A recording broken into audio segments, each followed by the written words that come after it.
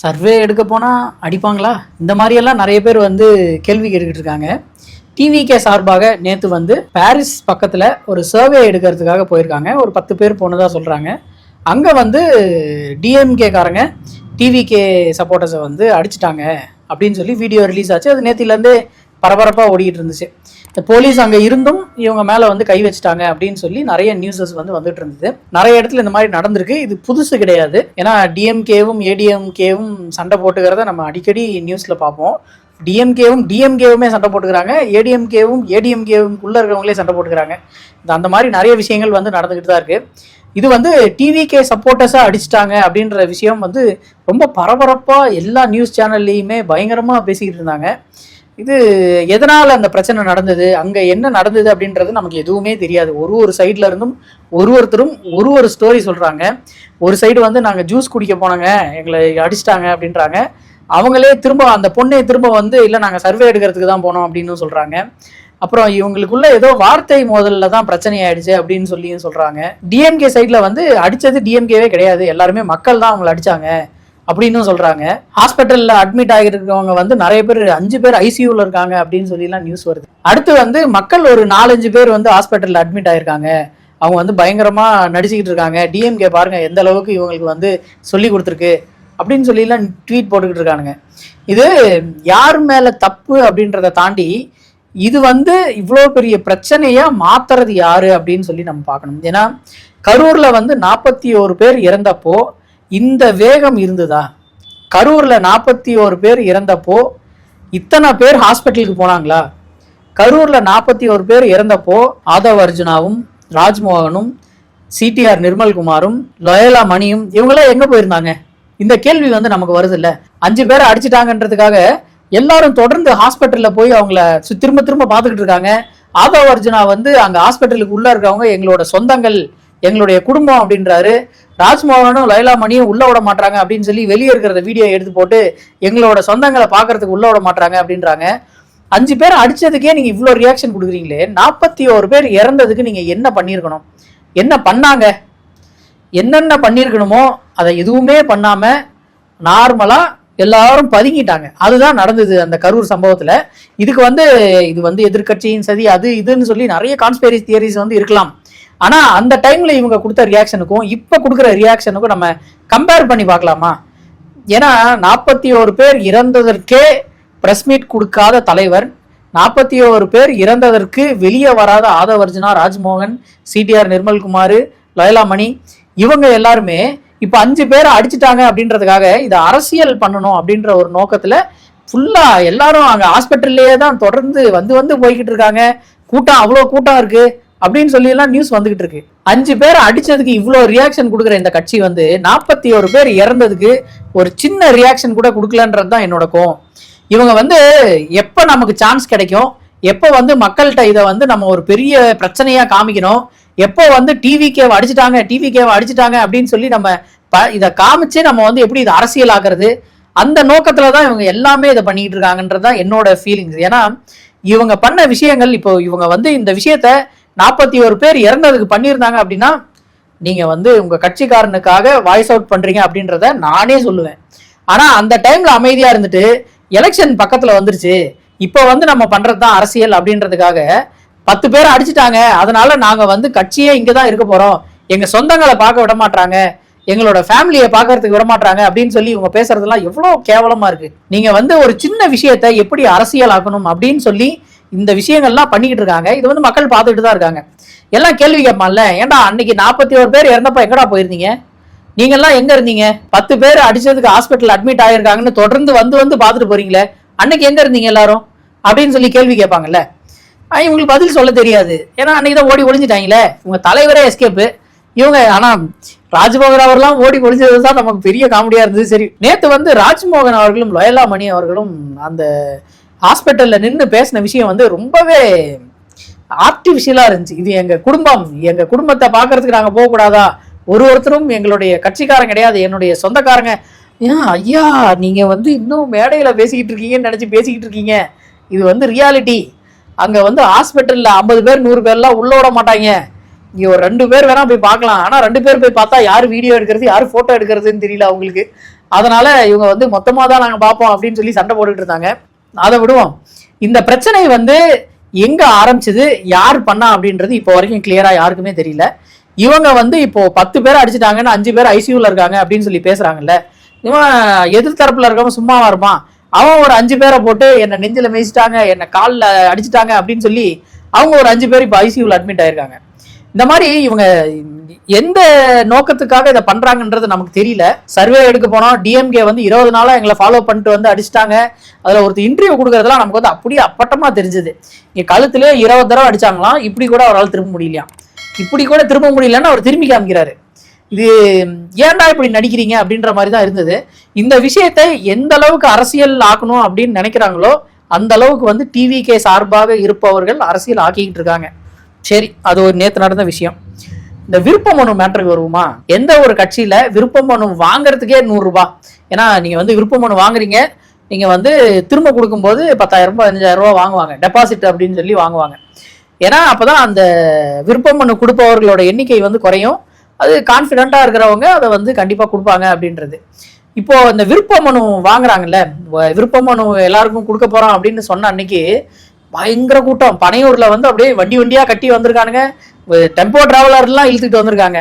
அன்னைக்கு மட்டுமே 50,000 விருப்ப மனுக்கள் வந்து கொடுத்துருக்காங்களாம். 50,000 × 100 போட்டோம்னா அதுவே 50 லட்ச ரூபா வருது. ஆக்சுவலா விருப்ப மனுனா என்ன? வேட்பாளர்கள் வந்து ஒரு தொகுதிக்கும் செலக்ட் பண்றதுக்காக, எனக்கு வந்து இந்த தொகுதியில போட்டியிடுறதுக்கு விருப்பம் இருக்கு அப்படின்றதுக்காக விருப்ப மனு வந்து கொடுப்பாங்க. அதுல வந்து நிறைய கொஸ்டின்ஸ் இருக்கும். நீங்க என்ன பண்ணிருக்கீங்க, கட்சிக்காக என்ன பண்ணிருக்கீங்க, என்னென்ன போராட்டத்துல என்னென்ன போராட்டத்துல பங்கேற்றிருக்கீங்க அப்படின்றதெல்லாம் இருக்கும். டிவிக்கே அது கிடையாது, பட் இருந்தாலும் அந்த கொஸ்டின்ஸ் எல்லாமே டிஃபால்ட்டா இருக்கும். அப்படி வந்து இருந்து அந்த கொடுத்த விருப்ப மனு வந்து வாங்கி ஒரு சிலர் என்ன பண்ணியிருக்காங்கன்னா விஜய் பேர்லயே விருப்ப மனு ஃபில் பண்ணி கொடுத்துருக்கான். எனக்கு இது புரியல.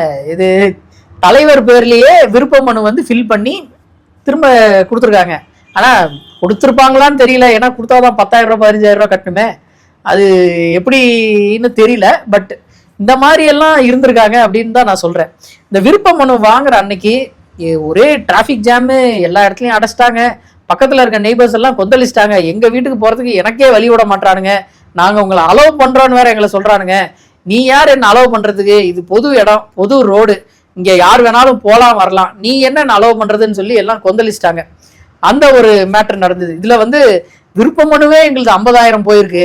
இந்த 234 தொகுதியில நிக்கிறதுக்கு ஆள் இருக்கான்னு கேட்டாங்க. விருப்ப மனுவே எங்களுக்கு பாருங்க 50,000 பேர் வாங்கிட்டாங்க அப்படின்னு சொல்லி எல்லாம் பேசிக்கிட்டு இருக்காங்க. டேய், இந்த 50,000 பேர் வாங்குறது ஒரு என்ன பண்றோன்னே தெரியாம கசகசன்னு ஏதோ சாக்லேட் கொடுக்குற மாதிரி வாங்கியிருக்காங்கடா. அதுவே ஒரு பெரிய பிரச்சனை தான்டா. நீங்க 50,000 பேர் 1,00,000 பேர் வந்து விருப்ப மனு கொடுக்குறான்னா நீ எப்போ ஷார்ட் லிஸ்ட் பண்ணி எப்போ வந்து அதை நீங்க வந்து வேட்பாளரை சூஸ் பண்ணுவீங்க? முதல்ல இவங்க ஷார்ட் லிஸ்ட் பண்ணுவாங்களா? இவங்க வேட்பாளரை சூஸ் பண்ணிட்டு தான் இப்ப விருப்ப மனுவே கொடுக்க ஆரம்பிச்சிருக்காங்கன்னு சொல்லி ஒரு அலிகேஷன் ஓடிக்கிட்டு இருக்கு. இதுல 50,000 பேர் விருப்ப மனு வாங்கிட்டார்கள், எங்களுக்கு பாத்தீங்களா எவ்வளவு பெரிய மாசு அப்படின்னு. விருப்ப மனு 50,000 பேர் வாங்கினா மாசா 100 ரூபா. ஒரு சாக்லேட் வாங்குற காசுல எல்லாரும் வந்து விருப்ப மனுன்னு சொல்லி வித்துக்கிட்டு இருக்கீங்களே, விருப்ப மனுவை கூட ஃப்ரீயா கொடுக்க முடியாதா? அவ்வளவு மோசமான கட்சியா டிவிக்கே? விருப்ப மனுவில் 7 பேஜ் பல்கா பிரிண்ட் பண்ணினா ஒரு 5 ரூபா ஆகுமா?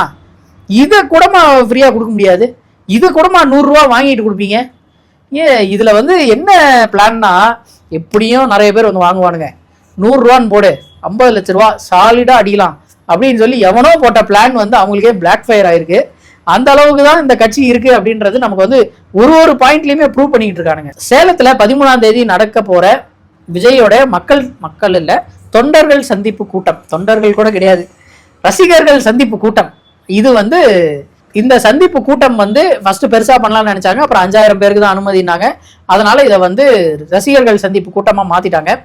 இதுக்கு இந்த சேலம் மாவட்ட செயலாளர் வந்து பண்ணார் பாருங்க ஒரு வீடியோ.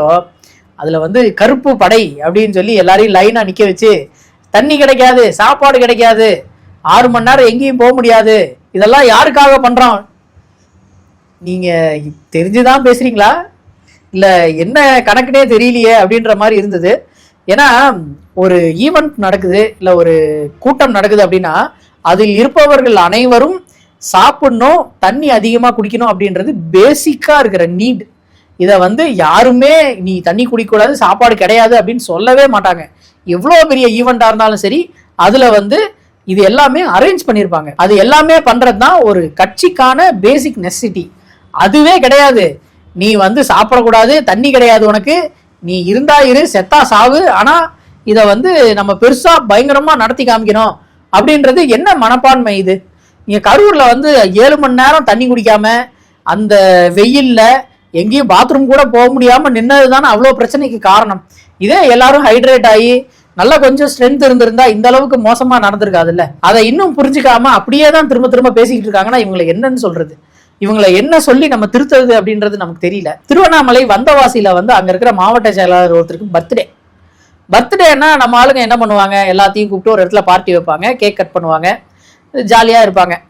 ஆனா இவங்களுக்கு எப்படின்னா நம்ம கெத்த வெளியே காமிக்கணும், நம்ம யாருன்னு மக்களுக்கு தெரியணும் அப்படின்னு சொல்லி போடு, ரோட்லேயே பட்டாசு வெடி, ரோட்லேயே கிரேனில் எடுத்துகிட்டு வந்து மாலை போடு, ரோட்லேயே வண்டிக்கு மேலே உக்காந்துக்கிட்டு ஊர்வலம் போ, இப்படின்னு பண்ணிக்கிட்டு இருக்காங்க. இன்னும் இவங்க ஆட்சிக்கு வரலை, இன்னும் இவங்க ஆட்சிக்கு வரலை, சரி இன்னும் இவங்க ஆட்சிக்கு வரலை, இன்னும் இவங்க வந்து ஏன் விருப்பம் பண்ணுவதுமே இப்போதான் கொடுத்துருக்காங்க, இன்னும் வேட்பாளர் லிஸ்ட் எதுவும் வரல, அதுக்குள்ள நாங்க தான் ஆட்சியை பிடிச்சிட்டோம், நாங்க தான் கோட்டையில உட்காந்துருக்கோம் அப்படின்ற மாதிரி புது இடத்துல ரோட பிளாக் பண்ணி அங்க வந்து பர்த்டே செலிப்ரேஷன் கேக் வெட்டியிருக்காங்க. இவங்களை வந்து என்னன்னு சொல்றது, இவங்க வந்து நம்ம வந்து ரீல்ஸுக்காக ஆட்சியை பிடிக்கல, மக்களுக்கு நல்லது செய்யணும்னு பிடிக்கிறோம், இந்த இடத்துல இதை பண்ணோம்னா பயங்கரமான டிராஃபிக் ஆகும், மக்கள் வந்து இதனால கஷ்டப்படுவான் அப்படின்றதெல்லாம் அவங்களுக்கு தெரியல. எப்படி அவங்களுக்கு தெரியும்? அவங்க படத்தை பார்த்து வளர்ந்தவங்க தானே, அவங்களுக்கு எப்படி இதை பத்தி எல்லாம் தெரியும், இதை பத்தி எல்லாம் எப்படி அவங்களுக்கு அறிவு இருக்கும் அப்படின்றது தெரியல. இதை பார்த்துட்டு கட்சி கண்டிச்சுச்சா இல்லையான்றதே தெரியல. ஏன்னா தலைவரே அப்படிதான் இருக்காரு அப்படின்னும் போது அவன் திரும்ப ஒரு கேள்வி கேட்டுவிட்டானா என்ன பண்றது? ஐயா நீங்களே அப்படிதான் இருக்கீங்க, என்னதுக்கு சொல்றீங்க அப்படின்னு சொல்லி கேட்டுவிட்டானா என்ன பண்றது? அதனால இவங்க கண்டிக்கிறதுக்கெல்லாம் வாய்ப்பு இல்லை. அப்படியே எப்பயும் நடக்கிற பிரச்சனைகளை போல இதையும் அமைதியாக இருந்து அப்படியே கடந்து போயிடுவாங்க அப்படின்னு நினைக்கிறேன். ஐசிசி வந்து விசில்ல வந்து பேன் பண்ணிட்டாங்க கிரிக்கெட் ஸ்டேடியம்ஸ்ல. ஏன்னா அந்த நாய்ஸ் வந்து ரொம்ப அதிகமாக இருக்கிறதால அங்கே இருக்கிற பிளேயர்ஸ்க்கு கான்சென்ட்ரேட் பண்ண முடியல அப்படின்னு சொல்லி ஐசிசி பேன் பண்ணியிருக்காங்க. Note this point your honour, ICC ban பண்ணியிருக்காங்க. தமிழ்நாடு கவர்மெண்ட் பேன் பண்ணல, இங்கே இருக்கிற டிஎம்கே கவர்மெண்ட் பேன் பண்ணல, ஐசிசி வந்து பேன் பண்ணியிருக்காங்க. இதற்கு இவங்க கொடுக்குற முட்டு இருக்கு, எப்பா ஐயோ நீங்கள் வந்து எங்களை பார்த்து பயந்துட்டாங்க, நாங்கள் வந்து அடுத்த ஆட்சியை பிடிக்க போகிறோன்ற பயம், அதனால தான் எப்படியெல்லாம் பயப்படுறாருங்க பாருங்க அப்படின்னு சொல்லி எல்லாம் பேசிக்கிட்டு இருக்காங்க. ஏன் நிஜமாவே உங்களுக்கு அறிவு இல்லையா? இது வந்து எந்த லெவலுக்கு கீழே நான் இதுக்கு மேலே பேசணுன்றதே எனக்கு தெரியல. இந்த அளவுக்கு கூடமா உங்களுக்கு யோசிக்க முடியாது? ஐசிசி வந்து பேன் பண்ணியிருக்கான். அவன் வந்து பேன் பண்ணதுக்கும் டிஎம்கே கவர்மெண்ட்டுக்கும் உங்களை பார்த்து பயப்படுறதுக்கும் என்ன இருக்கு? ஏன்னா கிரிக்கெட் ஃபேன்ஸ் எல்லாருக்குமே தெரியும், விசில உள்ள அலோவ் பண்ணாங்கன்னா இவனுங்க வந்து சும்மா இருக்க மாட்டானுங்க, அடிச்சுக்கிட்டே இருப்பானுங்க, அடிச்சு பிளேஸையும் விளையாட விட மாட்டானுங்க, பக்கத்தில் இருக்கவனையும் வெறுப்பேற்றிக்கிட்டு இருப்பானுங்க அப்படின்றது எல்லாருக்கும் தெரியும். இப்பவே எங்க போனாலும் விசில் அடிச்சுக்கிட்டு இருக்கானுங்க. கேரளால ஏதோ ஒரு டூரிஸ்ட் ஸ்பாட்டு, அங்க போய் ஃபால்ஸை கிராஸ் பண்ணும்போது டிவிக்கேன்னு கத்திக்கிட்டு இருக்கானுங்க. அறிவில்லாத இந்த கூட்டத்துக்கிட்ட என்ன சொன்னாலும் இவங்களை திருத்த முடியாது அப்படின்றதாலதான் இவங்க வந்து இப்போ விசிலையே பேன் பண்ணியிருக்காங்க. இது வந்து உங்களுக்கு கிடைச்ச ஒரு பெரிய வெற்றி கிடையாது, உங்களுக்கு கிடைச்ச ஒரு பெரிய அவமானம். இதை வந்து நீங்க வெற்றியா நினைச்சுக்கிட்டீங்கன்னா எல்லாத்தையும் போல இதுவும் உங்களுக்கு ஒரு வெற்றியை கொடுக்கும் அப்படின்னு சொல்லி நான் சொல்றேன். இந்த மாதிரி இவனுங்க விசில் அடிச்சுக்கிட்டு இருக்கிறதுக்கு விசில் அவங்கள்ட்ட இருந்து புடுங்கிறத தவிர வேற எந்த வழியுமே தெரியல அப்படின்றதால தான் ஐசிசி இந்த முடிவு எடுத்திருப்பாங்க போல. எலெக்ஷனுக்கு தான் இன்னும் 2 மாசம் தான் இருக்கு அப்படின்னு சொல்லி எல்லா நியூஸ் சேனல்ஸ்லயும் ஒரு மாதிரி பரபரப்பா ஓடிக்கிட்டு இருக்கு எல்லாமே. ஆனா டிவிகேல உள்ள போய் உட்காந்து பாத்தீங்கன்னா ஒரு வீட்லயும் விஜய் தான் இருக்கான். ஓட்டு போடுற அன்னைக்கு தெரியும் உங்களுக்கு எத்தனை வீட்டுல என்னென்ன விஜய் இருக்கான்னு. நீங்க வந்து என்ன நினைச்சுக்கிட்டு இருக்காங்க அப்படின்னு தெரியல. விஜய் அவர்கள் வந்து எப்பயுமே பண்ற மாதிரி ஒரு ஈவெண்ட்ல பேசிட்டு அடுத்த 15 நாள் கேப் விடுவாரு. அதே மாதிரியே எலெக்ஷன் பக்கத்துல நெருங்கினாலும் இந்த ஒரு ஈவெண்ட்ல பேசிட்டு அடுத்த 15 நாளைக்கு அப்புறம் தான் இங்க வந்து பேச போறாரு. எதுக்கு இதை பண்றாங்கன்னே தெரியல. இவர் வந்து நம்ம பேசுறத மட்டுமே வச்சு மக்கள் நமக்கு ஓட்டு போட்டுருவாங்க அப்படின்னு நினைச்சிட்டு இருக்காங்களா தெரியல. அதை நம்பி நிறைய பேர் இருக்காங்க தான், நான் வந்து இல்லைன்னுலாம் சொல்லல. நிறைய ஓட் ஷேர் வந்து இதுல பிரிய போகுது. ஆனா நாங்கள் தான் கோட்டையை பிடிப்போம் அப்படின்றதுதான் என்ன கணக்குன்னு நமக்கு தெரியல. டிவிகேவை பத்தி பேசக்கூடாது, எதுக்கு இதை பத்தி பேசிட்டு அப்படியே கடந்து போயிடுவோம் அவங்கள மாதிரியே அப்படின்னு நினைச்சாலும் அங்கங்க இவங்க பண்ற விஷயங்கள் வந்து எல்லாமே ஒரு மாதிரி கடுப்பேத்திக்கிட்டே இருக்கு.